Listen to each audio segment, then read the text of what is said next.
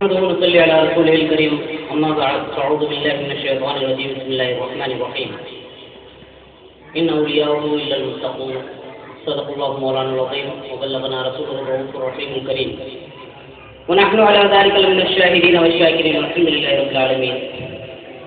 آئیے ہم آپ مل کر کے ایک مرتبہ اپنے آقا و مولا کی بارگاہ میں درود اسلام کا نذرانہ پیش کریں اور پڑھیں اللہم صلی علی سيدنا شفيعنا مولانا محمد وعلى آل سيدنا مولانا محمد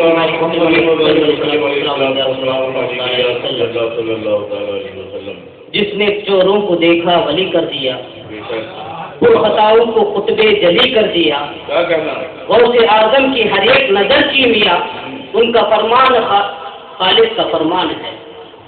حضرات محترم، میں نے جس آیت کریمہ کی تلاوت کرنے کا شرف حاصل کیا، اللہ تبارک و تعالیٰ فرماتا ہے ان اولیاءہ الا المتقون، اللہ کے ولی متقی پرہیزگار ہی ہوا کرتے۔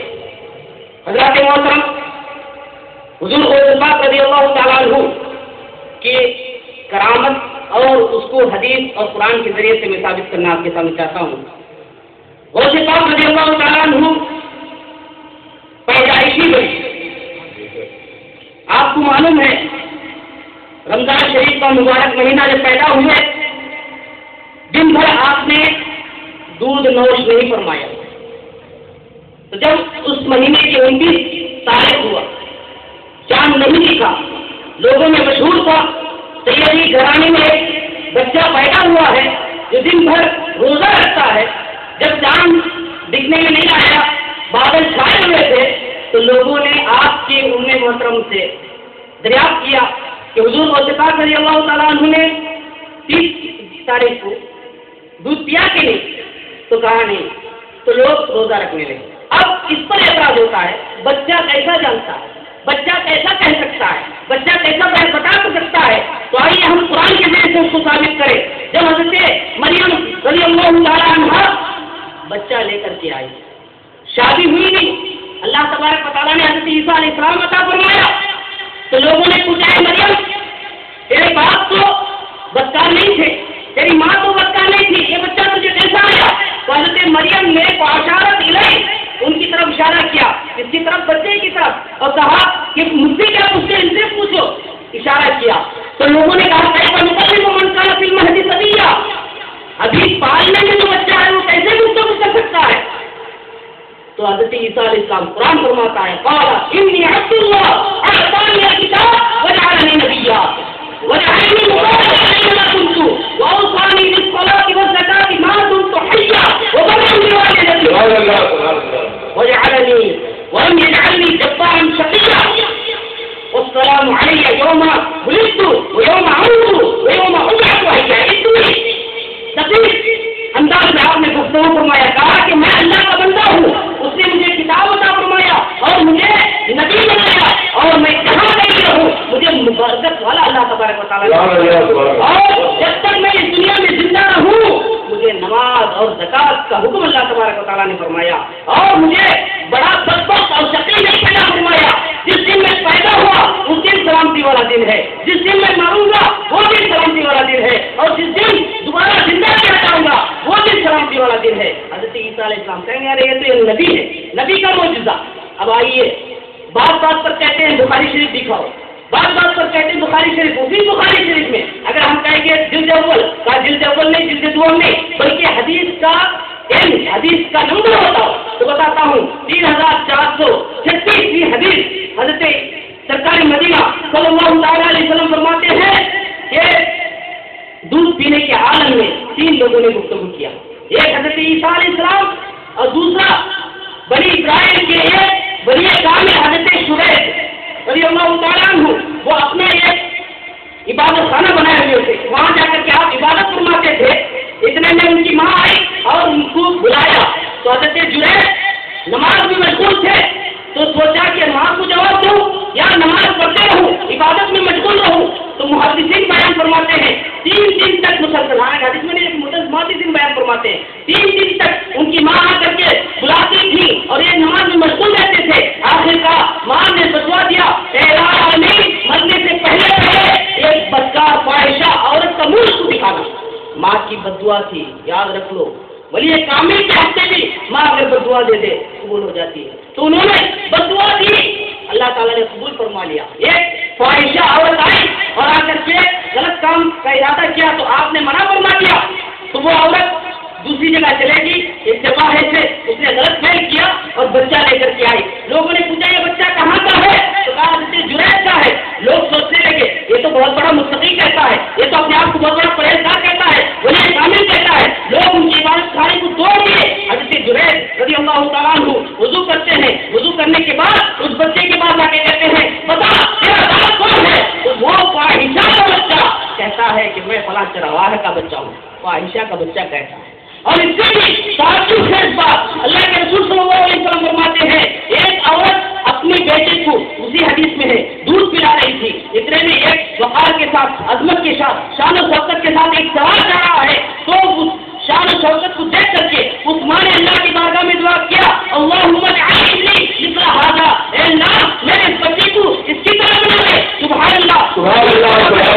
اپنا منہ پستان سے ہٹا کر کے اس سوال کی طرف مخاطب ہوتا ہے, اس سوال کی طرف دیکھ کر کے کہتا ہے اللہم لا تجعلنی مثلہ, اے اللہ مجھے اس کی طرح بنا. اب اتنے میں کیا ہوتا ہے, ایک عورت جا رہی ہے, لوگ اس کو پتھر مارتے جا رہے ہیں, سنے سے سرخ تو نے زنا کیا, تو نے چوری کیا, لوگ پتھر مارتے جا رہے. ماں نے دیکھا اس عورت کی بدکاری کی وجہ سے لوگ پتھر مار رہے ہیں, اللہ کی بارگاہ میں دعا کیا اے العالمین اللہم لا تجعلنی مثل ھذہ, اے اللہ میرے بچے کو اس کی طرح مت بنانا. فوراً وہ بچہ اپنے ماں کے دودھ پیتا ہوا بچہ منہ ہٹا کر کے کہتا ہے اللہم اجعلنی مثل ھذہ, اے اللہ مجھے اس عورت کی طرح بنا. عورت کہتی ہے لماذا کا, کیا معاملہ ہے. شان و شوکت والے سوال کو میں نے دیکھ کر کے کہا کہ اس کی طرح بنا دے, لیکن تم کہہ رہے ہو کہ اس کی طرح مت بنا. اور جو عورت لوگ کہہ رہے ہیں اس نے چوری کیا, زنا کیا, پتھر مارا ہے, اور کیا میں نے اس کے لیے کہا کہ الہ العالمین اس کی طرح مت بنا, اور تم کہہ رہے کہ اس کی طرح بنا, کیا معاملہ ہے. تو وہ لڑکا دودھ پیتا بچہ کہتا ہے جس سوال کو تم دیکھ کر کے کہے اس کی طرح بناؤ, وہ انہو جبار من الجبابرہ, وہ بہت بڑا ظالم ہے, بہت بڑا ظالم. اب دیکھو بچہ, ایک بچہ, اگلا بچہ, وہ سوال کس طرح ہے, اس کی کیفیت کیا ہے, اس کی صفتیں کیا بیان کر رہا ہے. دیکھنے میں تو شان و شوکت والا ہے, لیکن غیب کی باتیں بتا رہا ہے کہ یہ ظالم ہے. اور اس عورت کے بارے میں لوگ پتھر مار رہے ہیں اور کہہ رہے ہیں کہ تو نے چوری کیا, تو نے زنا کیا, حالانکہ وہ اس طرح نہیں ہے, وہ نیک ہے, پاکزاہ ہے. تب ایک معمولی سا بچہ یہ کہہ سکتا ہے, تو حضور غوث پاک جو محیدین محمدی صلی اللہ تعالیٰ علیہ وسلم میں سے ہے, جو پیدائشی بنی ہے, وہ اگر کہہ دے, وہ اگر بتا دے کہ رمضان کا مہینے کی چاند ہوا کہ نہیں, اپنے عمل کے ذریعے سے, اپنے تقویٰ کے ذریعے سے, ایک اور سے تعجب کی بات ہے. اور ایک حضور غوث پاک رضی اللہ تعالیٰ عنہ کے پاس خلیفہ مستنجد باللہ آیا کہ حضور مجھے سیب کھانے کی خواہش ہے. پورے مستعد میں وہاں سیب نہیں, آپ نے ہاتھ بڑھایا, گھر سے دو سیب ہے, ایک اس کو دیا, ایک خود استعمال فرمایا. جب آپ نے اپنا سیب کاٹا خوشبودار سے, جب اس کے ہاتھ میں گیا بدبودار ہو گیا اور اس سے کیڑے نکلنے لگے, کہا کہ حضور یہ کیا معاملہ, آپ کے ہاتھ میں سیب آیا, خوشبودار آ گیا. اور میں نے دیکھو بارش اللہ کی رحمت ہے, یہی بارش اگر باغ میں پڑتی ہے تو ماحول کو معطر بنا دیتی ہے, اور یہی بارش جو اللہ کی رحمت ہے اگر نالی میں گندی نالی میں پڑتا ہے تو ماحول اور پراگندہ اور بدبودار ہو جاتا ہے. اسی طرح قرآن کے بارے میں اللہ تبارک و تعالیٰ فرماتا ہے جس کے اندر درد ہے, تقویٰ ہے, ایمان کی روشنی ہے, جب یہ آیتیں پڑھی جاتی ہیں وَإِذَا تُلِيَتْ عَلَيْهِمْ آيَاتُهُ زَادَتْهُمْ ایمانا, جب اللہ تبارک و تعالیٰ کی آیتیں جب پڑھی جاتی ہیں تو ان کے ایمان میں اور نکھار آ جاتا ہے. اور یہی قرآن کی آیتیں لا يزيد الظالمين الا خسارا, جب کوئی جس کے اندر غلط ہے, جس کے اندر جو ہے بہت زیادہ بگاڑ موجود ہے, اس سے سامنے آیتیں پڑھی جائے تو اس کے عقائد میں بگاڑ پیدا کر دیتی ہے. تو اسی طرح مقدس ہاتھ میں آیا تو گزار ہو گیا, لیکن تمہارا عمل صحیح نہیں تھا, تمہارے ہاتھ میں آ گیا, بس گزار گیا. آپ لوگ کہیں گے بے موسم کا پھل, جبکہ وہاں بغداد میں کہیں نہیں تھا, اس وقت یہ پھل ان کو کیسا آ گیا, یہ کون سی ہو سکتا ہے, کیونکہ وہ اولیاء کرام کا مرتبہ نہیں جانتے. قرآن سے پوچھو, حضرت زکریا علیہ السلام کی کفالت میں حضرت مریم تھی, قرآن فرماتا ہے